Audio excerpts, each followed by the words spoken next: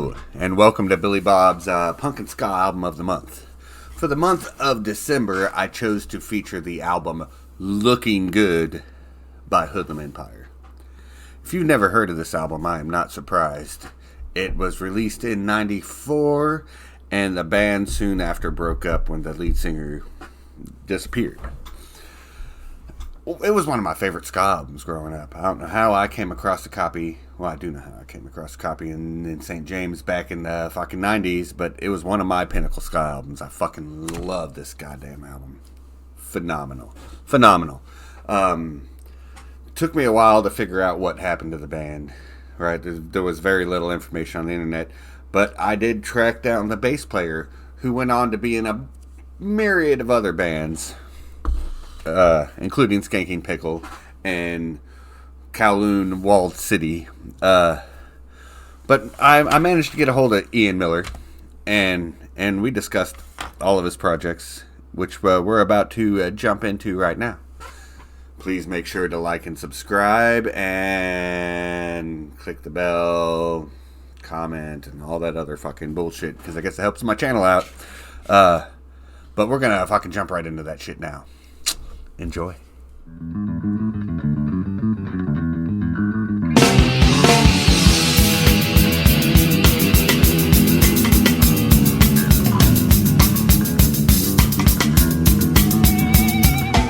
But we're gonna jump right into this, if you don't mind. How'd you first get into music? Oh man. Music has always been really important to me. I don't come from a musical family necessarily, at least not my immediate like nuclear family. My mom's dad was a cornet player, like a jazz horn player. And so that's like in the blood. Like he worked a day job, but he also had a dance band at night, and that would have been in the, I don't know, 20s and 30s, I guess. But my folks weren't especially musical. There were always a lot of records around the house, and I, would listen to them and stuff and get really sort of obsessed. And just like not, listen to one record only for like 3 months, and then find something else that attracted my attention, and then just like be really obsessive about it. When I started buying my own music, I did like I don't know if you're old enough to remember this, Billy, but like the Columbia House Record and Tape Club. Oh yeah. 13 records or tapes as was more likely back then. First 10 tapes for one penny. For a penny, exactly. So I would do that stuff, but the first records that I bought with my very own money, the first LPs, I'm going to say, because I bought 7-inches singles and stuff. The first LPs that I ever bought with my own money on the same day were The Police, Zenyatta Mandata, and AC/DC High Voltage. And I'm telling you, man, that's just still sort of defines my my musical taste. Like the weird sort of British reggae damaged stuff with just the straight up, you don't get any more straight up hard rock than that era of AC/DC. And so that's still like, I still love the Police. I still really love AC/DC. And I'm just, it's, at this point, I don't do drugs. I don't drink. I don't like have any vices really, all clean living and stuff. Like music is the only thing, outside of my family, that I super care about and I'm obsessed with. It's always been like, for lack of a better term, it's now my drug instead of drugs. Word. So, what was, how'd you get started playing on the bass? Bass was basically assigned to me in the first band that I ever played in. The drummer and the guitar player were already playing stuff. Guy had a drum kit, guitar player had a guitar and an amp. We already had a singer picked out, so basically it was down to me to play bass. I sort of got stuck playing bass. Like I said, I was assigned bass guitar, so I had my mom take me to a store and like broke open the piggy bank. And I'm left-handed, naturally left-handed, like left-hand dominant. I didn't realize at the time that there was a dexterity element. There was like a handedness thing to guitar. So I bought a right-handed guitar. It was a 70s Univox high flyer bass. Later sort of made famous, at least the guitar version was made famous by Kurt Cobain. Uh, Horrible piece of shit instrument. It was not. It was basically unplayable in the condition that it was. Made it really frustrating and impossible to learn how to play well. But I stuck with it for whatever reason.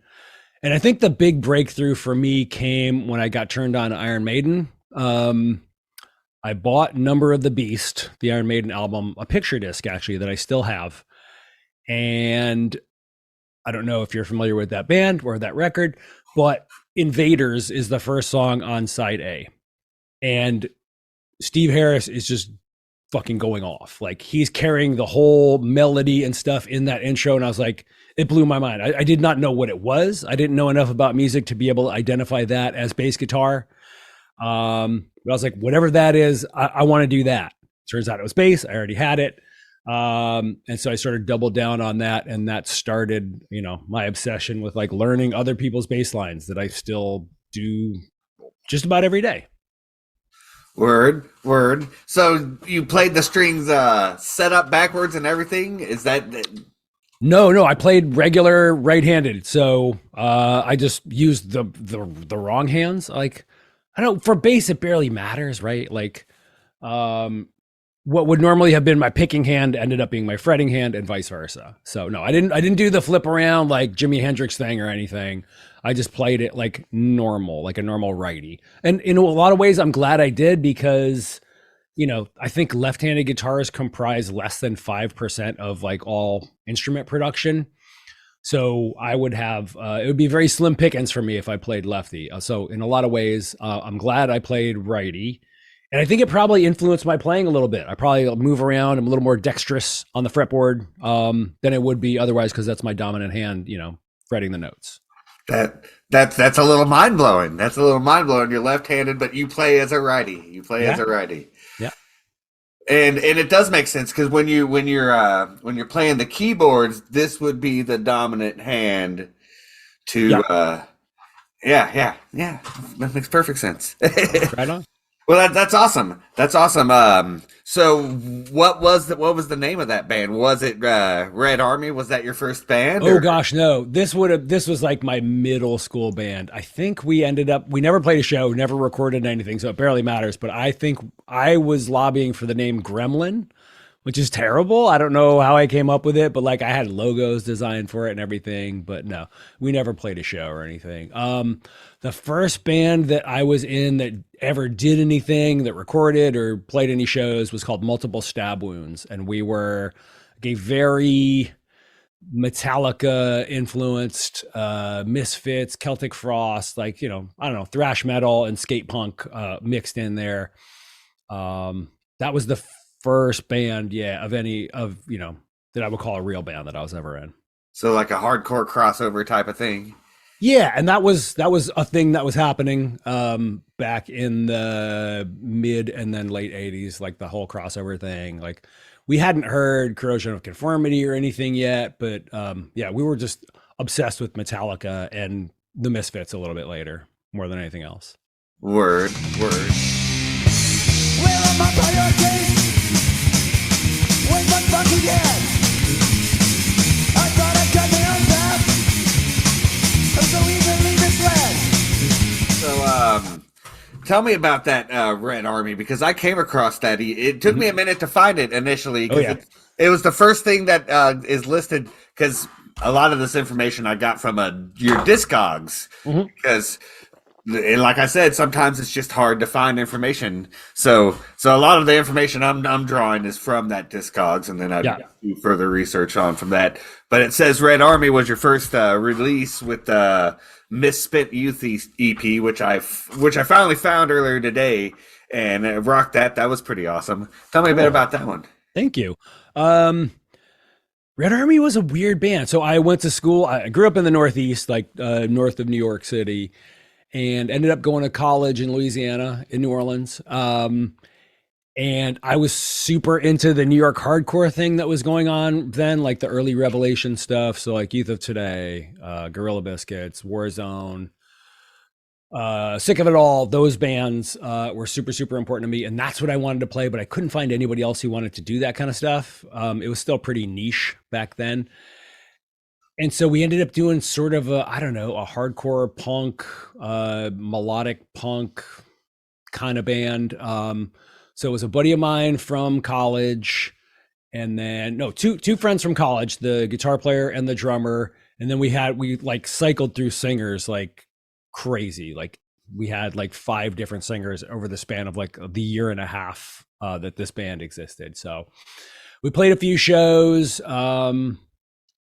The Red Army like sound, it was really sort of schizophrenic, right? Because it was like everybody had different influences. John Blyer, the drummer, was obsessed with Bad Brains, which is all, awesome, obviously, but that's all he wanted to do. Steve, the guitar player, was like he was into punk and metal, but like his tastes were much more melodic, and really all I wanted to do was play like mosh breakdowns, being like the New York hardcore kid. And then, like I said, we had like 5 different singers in the span of a year and a half. So I guess that, we were able to release that 1 7-inch. It was just like a soft release thing.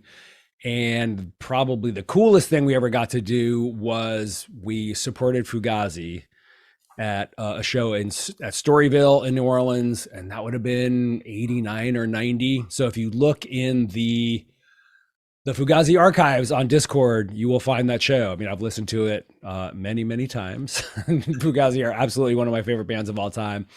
And I think it's Ian actually shouts us out from the stage. So it's very fucking cool. That's awesome. That's awesome. A highlight of my musical career. And for those who aren't watching, I'm putting career in quotes.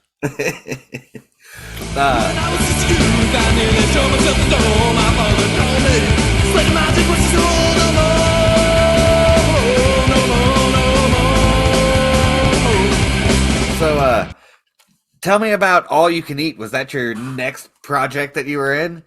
Let me think. That must have been. Yeah, All You Can Eat. So interesting how that one came together. I was living in New Orleans. I was doing a fanzine called Robot Tank. And, I don't know if people know. I say, as you know, but I don't know if people know. Pre-internet, like fanzine were the way you found out about everything. Fanzines are like how you got the scene reports from different towns, how you found new music to listen to, etc. So if you did a zine, you were sort of in a network of people who did zines. And I think I ended up trading or, corresponding with Devin Morph, who was doing, he wrote for Maximum Rock and Roll and also did his own zine called Wajlamac. Devin would go on to form a bunch of different bands, including Conquest for Death, which as far as I know, is still active. So Devin and I were corresponding, and then I think and by corresponding, I mean writing physical letters. There was obviously way pre-email. So, phone calls were super expensive unless you had a dialer that you could use to cheat the phone company, which we all did to book tours and stuff. But we were writing like actual pen and ink letters back then. Corresponded with Devin, told him we were coming out, got out to Oakland, and he probably called me and said, hey, let's meet up in person. There's a record store that's opening in the Mission District in San Francisco called Epicenter. Come to the opening party. So that was, the legendary Epicenter Records in the Mission that was affiliated with Maximum back then. So I met up with Devin, and within a week, he had me playing bass in his band. I forget. I know I replaced somebody. There was a guy in that band before me on bass. I don't remember the particulars of how it all went down. But yeah, I stayed in that band for a year or two. And what's really cool about that is I still keep in touch with all of those guys, but I've gotten reacquainted with Danny Buzzard, the guitar player, who's in a super sick band from Santa Cruz called Seized Up with Clifford from Blast.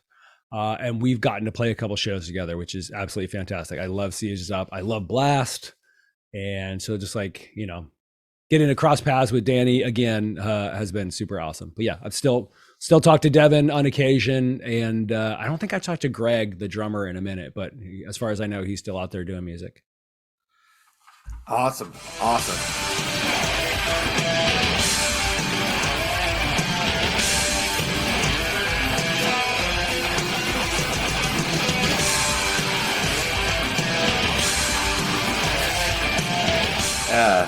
And then in '92, you released an album with a band called Stash Crawl. Yeah, so Stash Kroll was interesting. I speaking of getting obsessed with music, um, I had a really heavy Nine Inch Nails phase. Now, specifically Pretty Hate Machine though. Like that was I don't know what year Pretty Hate Machine came out. It might have been 89. 91. Is it 89? Is it that old? Yeah. Oh yeah. wow, okay. Or at least that's when the singles were starting to come out, like Head Cool, Like a yeah. Hole and Down in It. No, that makes perfect sense. So I guess still by 92 I was obsessed with industrial metal, and there were industrial stuff and techno, and there had to be guitars involved essentially. I wasn't out here listening to like I would listen to some like Revco and stuff, but the stuff I really liked combined the industrial stuff with guitars like Lard, like the Ministry records that would come out. Obviously, Mind is a Terrible Thing to Taste, and the other one. So for me for it to pique my interest, there had to be guitars involved, and so I really wanted to be a part of a band like that. Stash Crawl were just some guys that I met up through the local music paper, and I think we just put out that one EP. Maybe it's a 3-song EP or something. And we ended up recording it with spacing on his name. Oh, Mark Pistol from Consolidated. He was the guy who did all the programming for Consolidated, and I was like in awe of this guy because I was a huge Consolidated and Disposable Heroes of Hypocrisy fan. He did the music for them, the production for them as well. So it was cool. But that was less a band and just sort of something that ended up I ended up playing with or playing on. Word. Loves this guy named Charlie. Why is love such a riddle for me? He's a superstar, but most people hate him. He's a family man, but has no occupation. She loves the voice, can't remember her name. She thinks he's deep, he says that life's a game. Fear gets him off, yet there's none in her. She says he's tender, he talks to her. How'd you find yourself in Hoodlum Empire? That was a band that I helped put together from scratch. So I want to say I thought it was earlier. It may have been 92. But I want to say it was probably 91 when we started putting that together. I was a huge Operation Ivy guy. Operation Ivy were the godhead to me, along with Fugazi and Avail. So in, 89, 90, 91, those were like the top 3 bands for me. And we'll throw in Nine Inch Nails as well. But like for punk, hardcore stuff, those 3 bands, incredibly important to me. By the time I got out to Oakland, Op Ivy had already broken up. I think Tim was already doing Dance Hall Crashers, and then Rancid would come just a little bit later. But I also, through discovering Op Ivy, went back and discovered two-tone ska, and then discovered, the original ska, rocksteady, roots reggae, all that stuff, and became obsessed with all that. So one of the things that was happening in the East Bay was people were just mashing every fucking genre together. This was when Primus were going, Psychofunkapus, which most people probably haven't heard of, but like funk metal was a huge thing. And so there'd be like a funk band with, just think about Primus for a second. That was Todd from Possessed on guitar, which like blew my fucking mind, right? Yeah, I love yeah. Possessed. I love those guys. I loved thrash metal, but they were doing this just really out there shit. Fungo Mungo were another band, Limbo Maniacs, like all these like monster Idiot musicians. Flesh was a right? band back in the day, yeah. Yeah. That was the thing that was really like in the zeitgeist locally. And so we're just like, I don't know, what if we did like ska and punk and metal, and like we had a DJ at one point. We never like gigged with the DJ, but we used to routinely have rappers like guests with us and stuff. It was like just cross-pollinating every genre. And I don't know if people can find the LP, which is called Looooking Goooood with a lot of O's, Looooking Goooood. Yeah. It's fucking all over the place. There's straight ska stuff. There's surf music because the drummer was really, really into surf rock. Absolutely some funk stuff on there. It's a total mess, right? Like we were just like throwing everything against the wall to see what stuck, or just like doing what we wanted. Super fun. I listen back to it sometimes and sometimes I appreciate it. Sometimes I cringe. sometimes I think, damn, I used to really be able to play bass. Like I was playing like a million notes a second, right? Like that's not a thing that I do anymore. So I go, I don't know what happened. Why can't I play that fast anymore? But playing with Hoodlum Empire is how I got linked up with the Skanking Pickle folks. And so when they kicked Mike Mattingly out of Skanking Pickle, I was not the first call, might not even have been the second call, but eventually I got the call and they asked me to replace Mike, which I did. Word. Yeah, there's a lot of greats. Like the Forward song is one of my favorite surf songs ever, like you were saying. Yes. And your bass lines are phenomenal. Like the Thank one you. for Charlie and Me. That was a great Mm-hmm. That's one that I cringe a little bit. I do like the line, but we ended up playing that on the record so fucking fast that there's no groove there. We should have slowed it down like 10 or 15 BPM, because when that song was slower, it really did groove. There was like a thing happening. And I don't know, maybe we were just nervous. You get red light fever in the studio. We just played it so goddamn fast. I don't know. It's just sort of like, feels like the car is up on two wheels the entire time. Yeah, that was one of my pinnacle ska albums of my youth. Oh, that's amazing. Right, I came. My buddy Timbo. Well, I live in Rolla, Missouri, and I don't know how it ended up here in Rolla, Missouri. But my buddy Timbo was digging through the CDs at our local music store. I even lived in St. James, which was an even smaller town, and he found your album. And then brought it to me, and I kind of took over his CD because that thing blew my mind. And I rocked that so often that it was one of my pinnacle ska albums of my youth, right? That rules. Right. And you said if anyone can find it, you gave me permission to put it up on my YouTube recently. Absolutely. Because the fact I could not find it anywhere else. And I did hang on to the MP3s, though the disc is long gone at this point. Yeah. Right. She is very chic, but I'm still in love with a girl named Spike. A girl named Spike.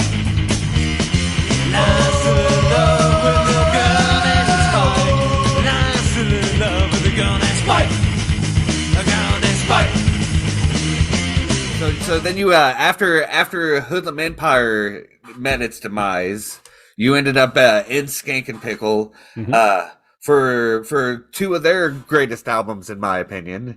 Thank you. Tell me a bit about that one. Like, how did you said you eventually did get the call for that? Yeah, it was interesting. I had roadied for them a little bit, and so I think they, I roadied for them some, and we had played shows together, so that I was sort of a known quantity to them, and I think. The issues with Mike Mattingly, the guy that I replaced, were mostly interpersonal. It's not that dude couldn't play. He could play circles around me. He was a phenomenal technical bass player. But I think it was mostly personalities. So they're like, they wanted to get somebody who they knew and felt comfortable with and who would fit in. And so I guess I was the guy. And I have nothing but wonderful things to say about my time at Skanking Pickle. We recorded Sing Along, which is one of the records that you're referencing. And then Skanking Pickle Live, I guess, is the other one that you're thinking of. Oh, you were on the Green album too, were you? I was on half the Green album, yes. So half the Green album is me, and then half is Jay, I believe, from Blue Meanies, who was the guy who replaced me. So yeah, I did 2 years in Skanking Pickle and put out, so we'll call it half of the Green album plus the live record. We'll call that one. And then Sing Along. So I was around for the entire writing of Sing Along. I don't think they'd worked on any of that material with Mike previously. And it's, just a fantastic experience. Played some amazing shows. It's so long ago now. I didn't really appreciate it at the time, but I really, really appreciate it now.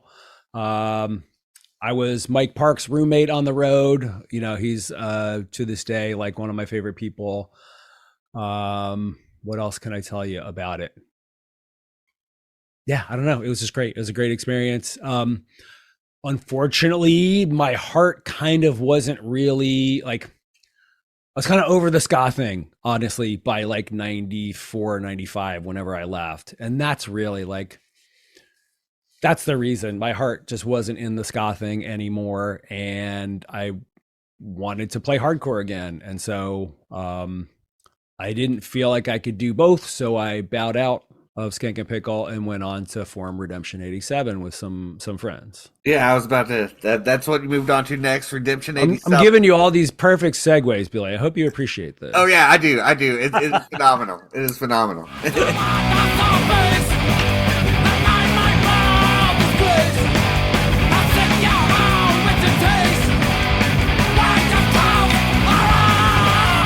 So Redemption 87, let's talk about that. That self-titled was a fucking great hardcore album. Oh, thanks, man. Yeah, so interesting story about Redemption 87. Rancid were happening by this point, and I was friends with most of those guys. And I was really close with Lars, the guitar player who they would bring on for Let's Go. Yeah, that was the second record. Let's Go. Lars didn't play on the first record, which I absolutely love, but he came on for Let's Go. And he knew I was interested in starting a hardcore band. He's like, let me link you up with my buddy Eric, who sang in Unit Pride. He also wants to start a hardcore band. And then, oh yeah, our friend Tim Chunks, who had played in Token Entry, who had sang in Token Entry, really wants to play guitar in a band, and he's now out on the West Coast. I'm like, all right, I don't know. So I met up with Eric, and we shared, all of the same interests. We talked to Timmy on the phone a bunch because he was in LA at the time, or he was in Pasadena at the time. And Eric recruited his friend to play drums. Why am I blanking? Oh, Gary Gutfeld was the drummer. And we also got our friend Scott Hay to play second guitar because Timmy was in LA and couldn't make every show, couldn't make every practice. So Scott would, Scott was a phenomenal guitar player. And so sometimes we'd play as the 3-piece when Tim couldn't make it. Sometimes we'd play as a 4-piece when Tim was around. And yeah, we ended up writing the first record, doing a bunch of covers. And then Scott ended up leaving. Timmy couldn't, wasn't willing to make the drives anymore, had too much going on. He was roadieing for Green Day at this point, and that was like a big deal. He's busy, most of the year with his day job of working with Green Day. And so that's when we asked Jade Puget to join, who would go on to play in AFI. I think he was playing in a band called Loose Change at that point. Oh, that Loose Change album was a great album. Oh, okay, cool. I wondered if I had the name right, but that's what I remembered. Yeah. Cinder from Tilt made an appearance on that album. Yes. Okay, so I did get it right. Jade was homies from Ukiah with all the AFI kids who we were all down with. And I think it was probably Dave that said, hey, you should, if you're looking for a guitar player, you should talk to Jade. And Jade ended up coming in, and we wrote All Guns Poolside. And then the whole thing kind of fell apart. I don't know. Personalities, varying levels of dedication, varying levels of, I don't know, people trying to be grown-ups and failing. But Redemption 87 was an amazing ride. We didn't play a whole lot of shows. We only did one out-of-town tour, which was a run that we did along the East Coast. We flew out and played some shows with like In My Eyes and Ensign. And gosh, some other bands that I just can't recall. But yeah, those just made some great memories, made some great friends, put out a record on New Age, and then put out a record on Blackout. The Blackout record was a huge deal for me because that Where the Wild Things Are comp that Blackout put out was like foundational for me. I super loved it. And so when we got the call that Blackout wanted to work with us, I was like over the moon. Absolutely. Yes, let's do it. And I think All Guns Poolside may have actually come out after we broke up. And then we did a couple of reunion shows like several years later that ended up being fucking bonkers. Yeah. And that was Redemption. Word.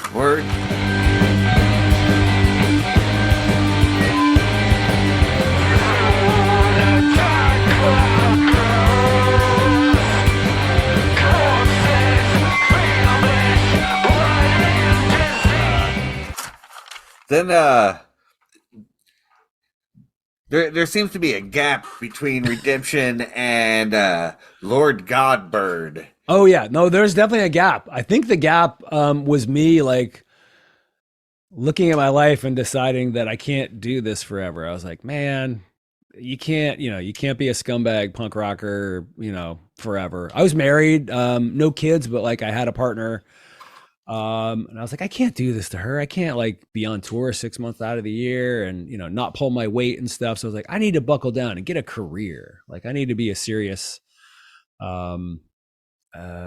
productive member of society or something. So I sold off all my music equipment, and decided I was going to be like a straight man, a straight citizen, a civilian. And man, it just didn't take, because here I am still doing it, 20 plus years later. But that's what the gap is. The gap is me like getting a straight job, buckling down, trying to do the citizen thing. And man, like, I don't know. I'm a responsible adult, but at the same time, I was just going crazy. I couldn't do it. I couldn't not express myself, couldn't not be in a band. So I think that's probably the gap that you're referring to. I probably had dalliances, like making other music in there. Had a solo project that at the time was called DeLorean, where I did a couple records. But yeah, Lord Godbird was crazy. I just met Jason and Nate were the main guys besides me in Lord Godbird, and we had a keyboard player named Mark. I remember distinctly answering a Craigslist ad, and they're like, "Do you like prog rock? Would you wear a cape on stage? Do you drink lots of beer?" And I'm like, "Fuck yeah, I love prog rock." 2, would absolutely wear a cape, given the slightest excuse. Don't drink any beer. Oh, and I think the other one was like, "Are you tall?" Because both Jason and Nate are well over 6 feet. They're like 6'3" and 6'4". I was like, "I'm not tall. I don't drink beer, but I love capes and prog." And they're like, "Cool, let's get together and fuck around and see what happens." So we got together and wrote a record, made a bunch of music. And I think maybe that was the first time that we ever worked with Scott Evans, who was the founding member of Kowloon Walled City. He recorded if people have heard Lord Godbird, it's because Scott recorded it. And I can't remember. There was another band, Billy, in there called Teen Archer. It was just a 2-piece. I played baritone guitar and sang, and my friend Lisa played drums. That may be the first thing that Scott recorded of mine. But Lord Godbird was like, without Lord Godbird, there may not have been any Kowloon Walled City, because Jason would go on to play guitar in Kowloon. And, that was me, Jason, and Scott. 3/4 of the original lineup of Kowloon. Word. So that is a great segue. There you go. Just teeing it up for you every time, man. I know it's wonderful. You're doing a great job. Thanks.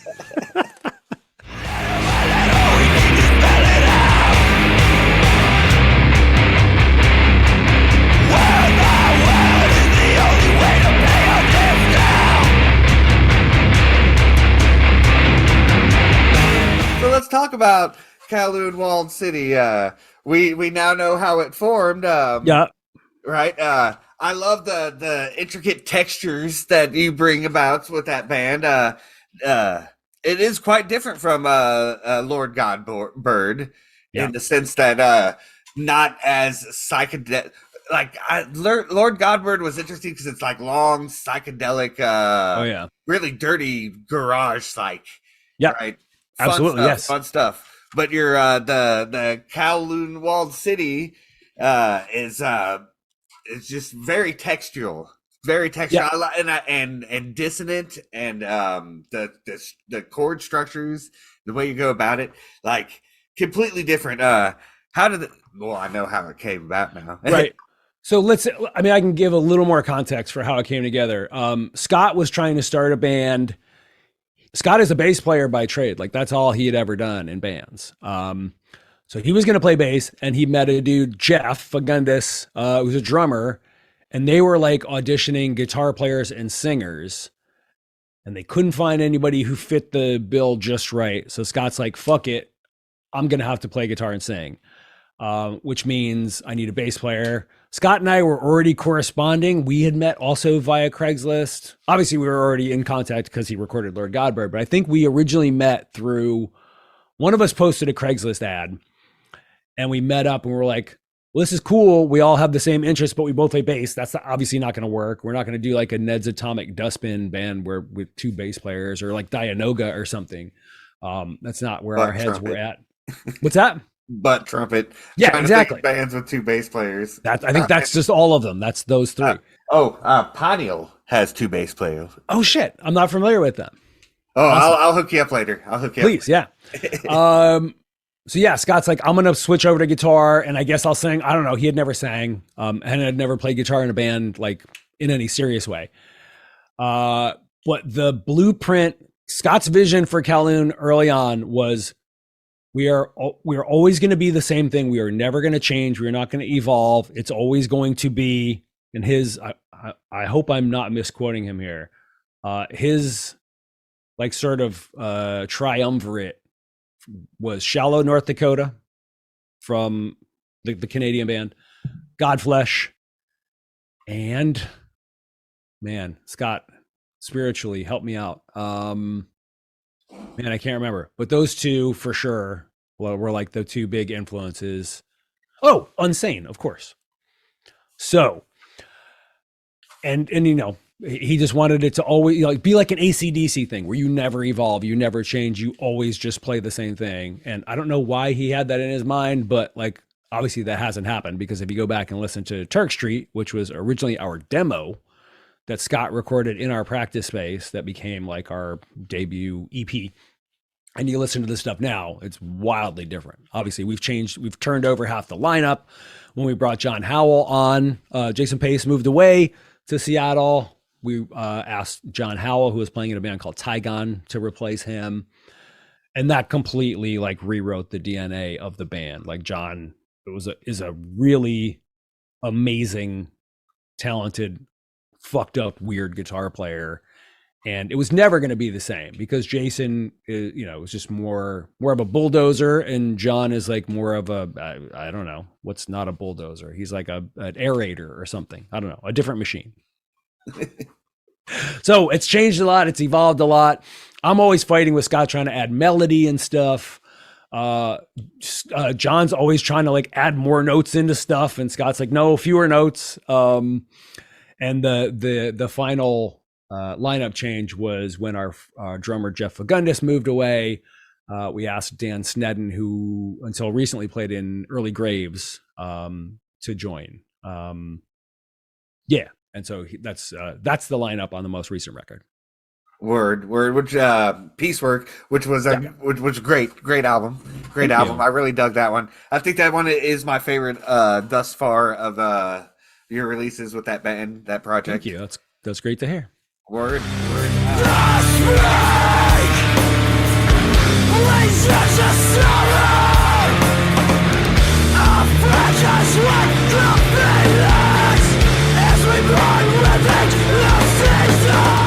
And then you had another band called a baseball themed hardcore band. Oh yeah. So this is goofy as hell. Riley Breckenridge, the drummer in Thrice, and I, both big baseball fans, and we used to do a baseball podcast called Productive Outs. We started a Twitter account together and like, let's see if we can spin this out into a podcast. Some people really liked it. We did it for several years, and we were doing an episode of the show once, and it was when Yasiel Puig had just come up and was like taking the world by storm. He was like a phenom, and he was amazing to watch. He was like, if you got to see him in his prime, he was like a legit 5-tool player, which is very rare. And he sort of captured the baseball zeitgeist.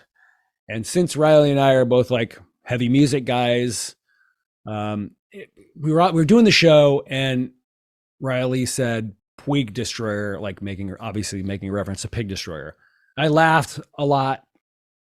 And then we finished recording the episode, and I think I called him like 5 minutes later after we wrapped the episode. And I'm like, dude, what if we did a band called Puig Destroyer? What if it was grindcore songs about baseball? And he's like, haha, that's funny.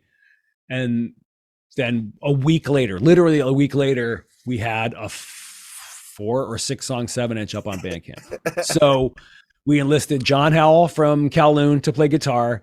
And Riley was really good friends with Mike Minnick, who had sang in Curl Up and Die. And he's like, Mike, another big baseball fan.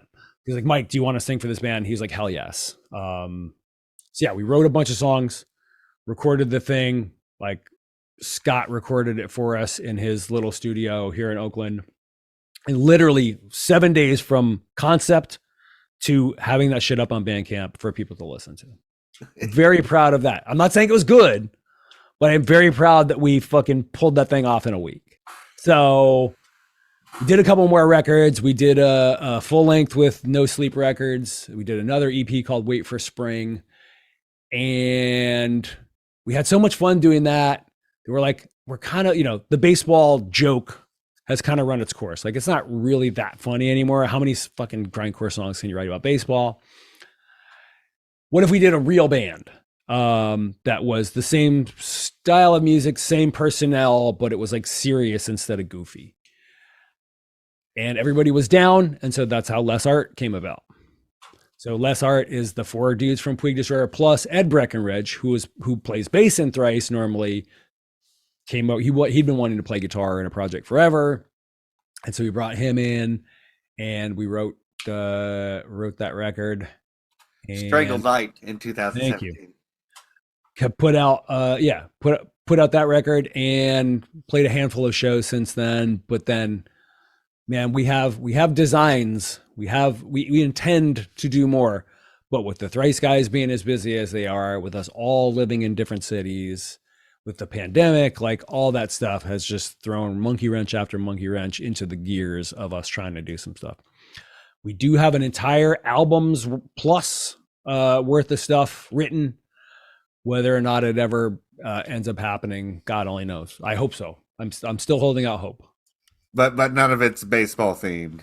No, it is in fact decidedly not baseball themed. No, it's Mike writing all the lyrics, and they're like very personal and intense. One of the reasons that I wanted to do Less Art so badly is that this is before Curl Up and Die had reformed. They have reformed subsequently. I'm not sure what their status is right now.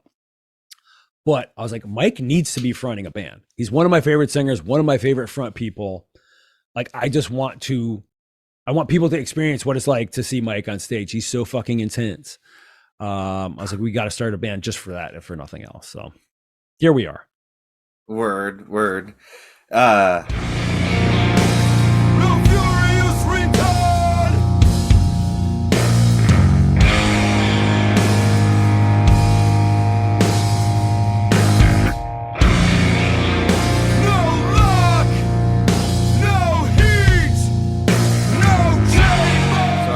I think we just covered almost everything.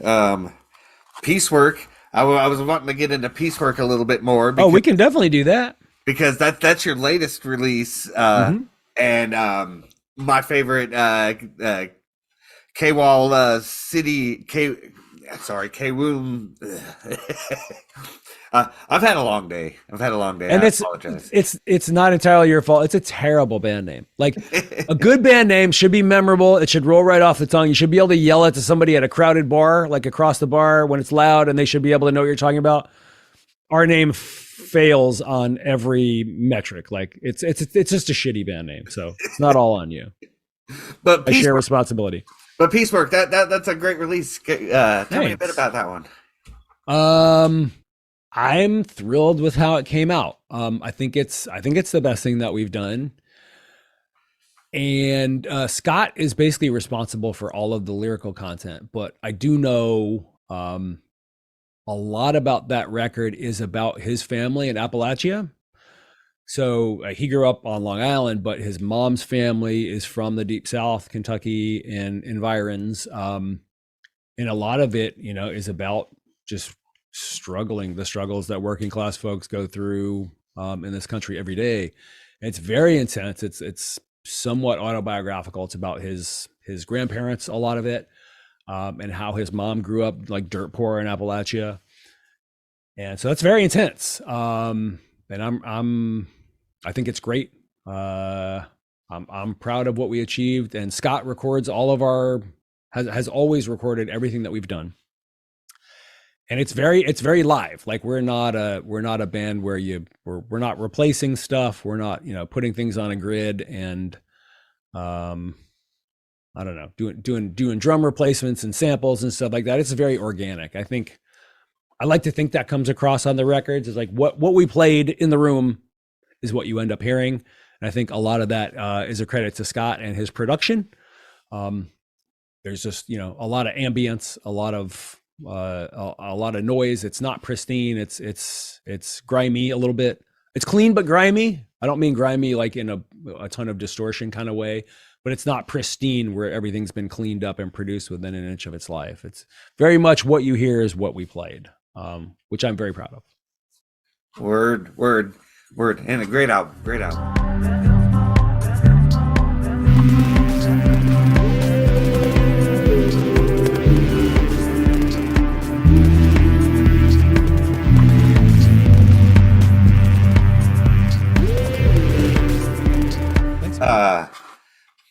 Is there anything that I'm missing?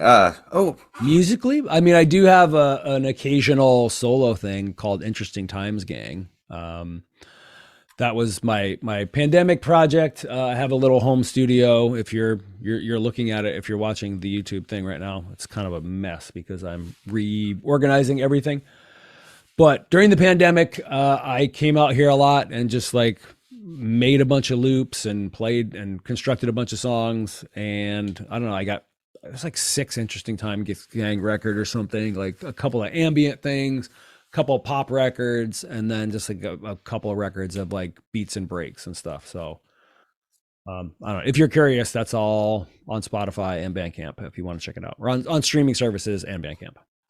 Word. I shall check that out.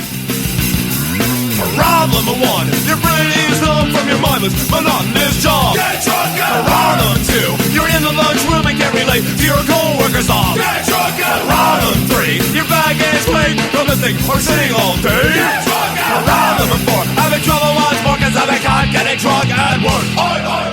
I appreciate you taking the time to do this, man. And I find it fascinating that you did jump through so many, in your musical career, you have jumped through so many genres, because I don't know if you can tell, I'm all over the place musically. Definitely getting that message. Yes. Yeah. And like I think I progressed a little different than you, because I grew up in the Ozarks, right? Mm-hmm. And I was a goth kid that came across punk rock later on, right? Oh, so nice. I made the transition. But then I discovered Mr. Bungle, and it completely changed my life as well. And Frank Zappa and more progressive things like King Crimson and like you talk about industrial, but then like there's bands like Sleepy Time Gorilla Museum that do that industrial sound without that heavy synth. Yeah, like all organic. Like I said, I'm all over the place. Right, there's a lot of Bay Area in there, Billy. I mean, Sleepy Time and Bungle are not Bay Area, but they're Northern California. Have you gotten to see them since they've reformed? No. I rarely get to go to concerts. The last concert I went to was I saw Sloppy Seconds in November of last year, and I saw Yes play Close to the Edge. Hell fucking yes. It was. Wait, can I say that? Are we going to get you delisted from YouTube if I curse? Oh, I don't give two shits. Was that fucking mind blowing? Was that amazing? It was. They put like. Now, granted, the only original member left was Steve Howell, right? But I mean, if you're, okay, fair enough.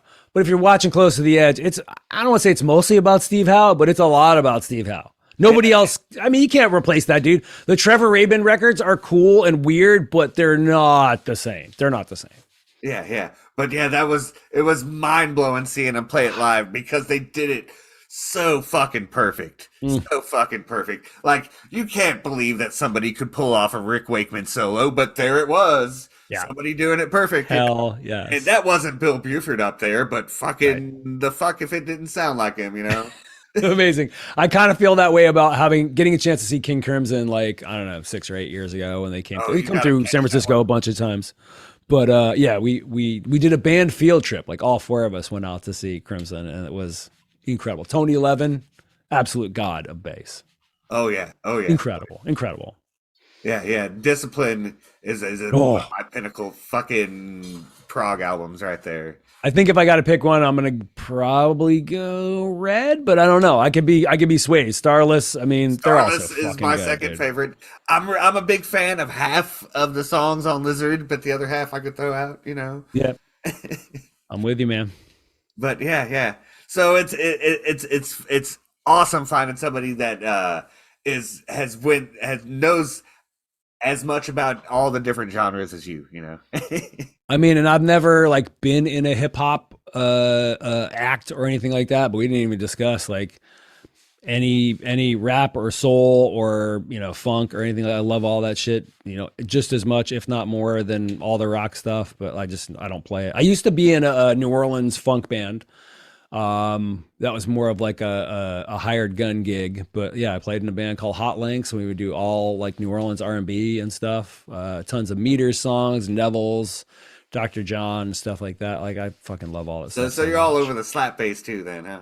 I don't really slap. Mine's mostly all finger style. Most of that stuff from back in the day is not a whole lot of slap there. Tower of Power, Rocco Prestia is probably he's like top 5 all-time bassist for me. He was all finger style.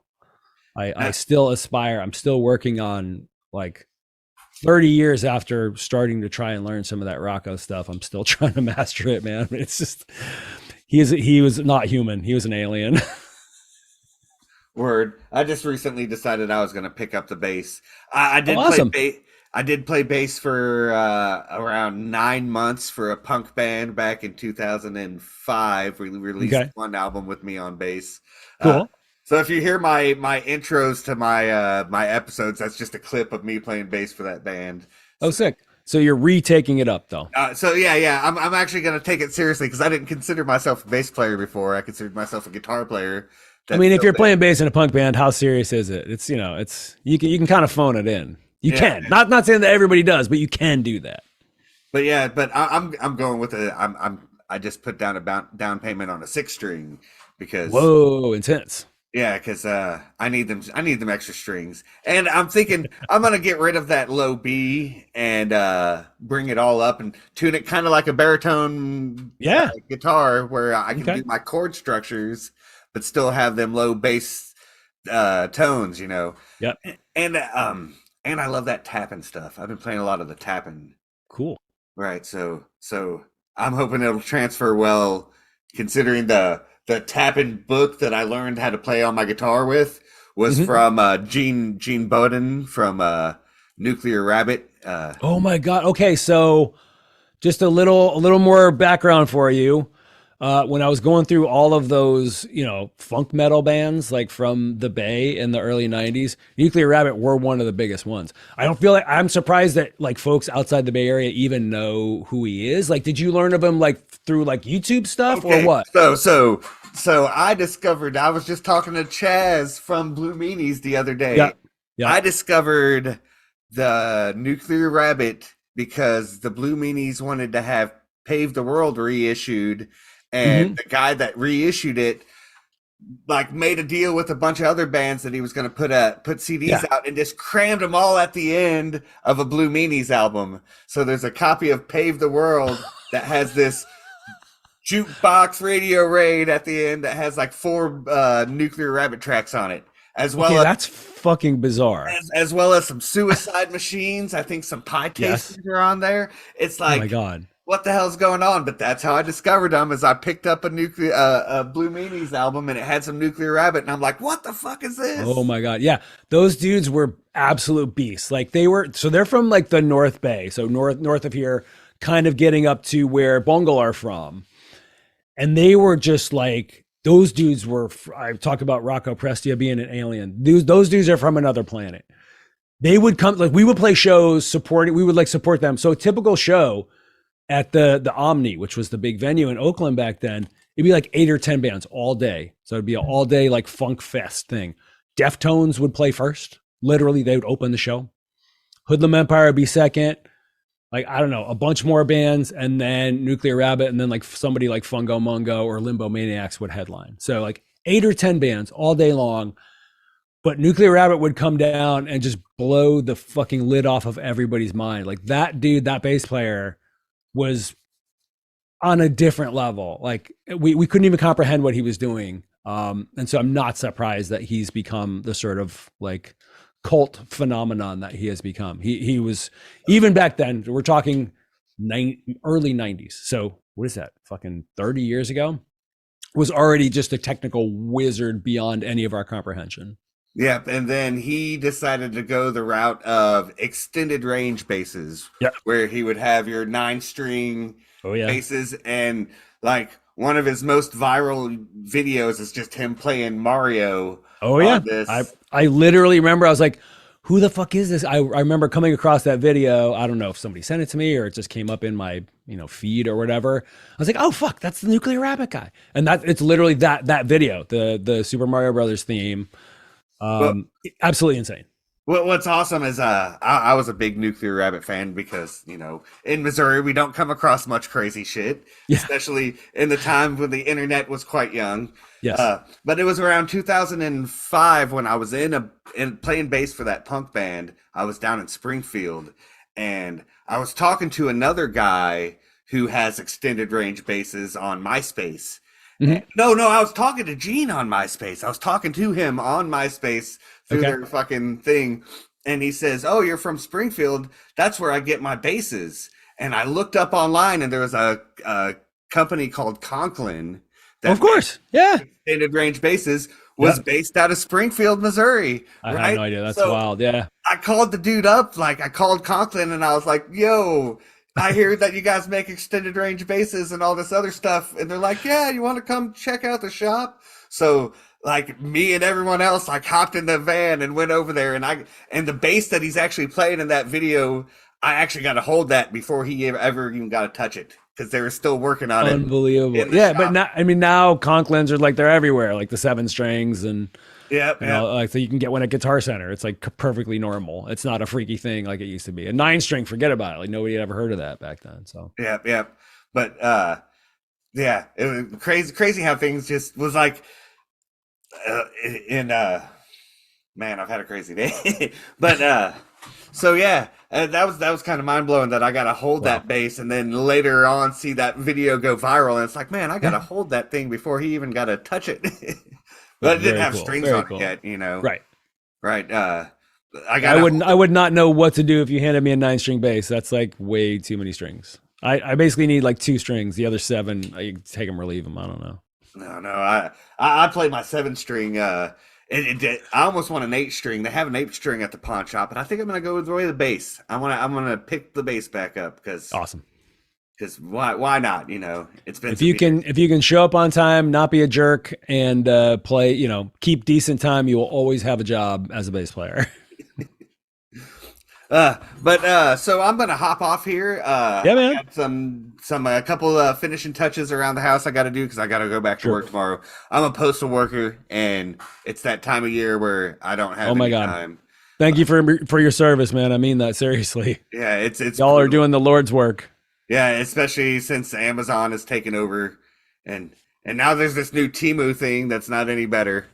Oh yeah. Yeah, no, I still haven't signed. No, you can't get me to sign up for that thing. I just see their ads on my Instagram feed 17,000 times a day. I ordered one thing from them, and I get 3 text messages from them a day now. Jesus Christ. We got an amazing deal you're going to miss out on. Yeah, we got some socks for 15 cents. Jesus Christ, man. Well, yeah, go handle your business. Look, Billy, I really appreciate you making this happen. I don't know if I can express it adequately, but the fact that people are still listening to stuff like Hoodlum Empire and that it's significant to them, that they appreciate it, man, that means so much to me. It really does. At the risk of getting corny, I'm starting to get a little emotional here, but dude, I really appreciate that you took the time to do the research and to reach out and stuff. And I wasn't even sure if I was contacting the right guy. I was you sent something to the Kowloon Bandcamp or something, or their Facebook. Yeah. And I was like, was your bass player really into ska back in the day? Yeah, I remember when Scott forwarded along the message. So but I really am touched, man. It means a lot. And thank you so much for taking the time to do this. Not a problem. And thank you, because like I said, that album was one of my pinnacle ska albums of my youth, and like, Hell yes. and I fucking love ska. I still listen to ska on a regular basis, right? It's awesome. Yeah. And I'm starting to think that you guys chose the wrong single, because Cynthia Johnson is a great single, and Yep. because the pick it ups, match the yeah. theme of the song. However, Yep. Get Drunk at the Work gets so much praise because it's such a relatable song to people nowadays. Oh I my guess. God. Yeah, I think it always has been. But yeah, maybe we probably did pick the wrong single. That's another reason why I'm not like an A&R guy at a record label. I'm always wrong about these things. But yeah, that fucking album was great, and your fucking bass lines were fucking Awesome. epic, still epic. Like you were fucking fast back then. I don't know what happened. Now I'm just like, it's too long playing in Kowloon Walled City. It's just like made me like super slow. Well, awesome, man. Thank you very much, man. Thanks. Thank you, Billy. All right, later. Take care. How amazingly informative was that shit? Like, fucking awesome. Ian was the fucking man, answered all my questions. It was a fun interview. I had a lot of fun just shooting the shit with him at the end.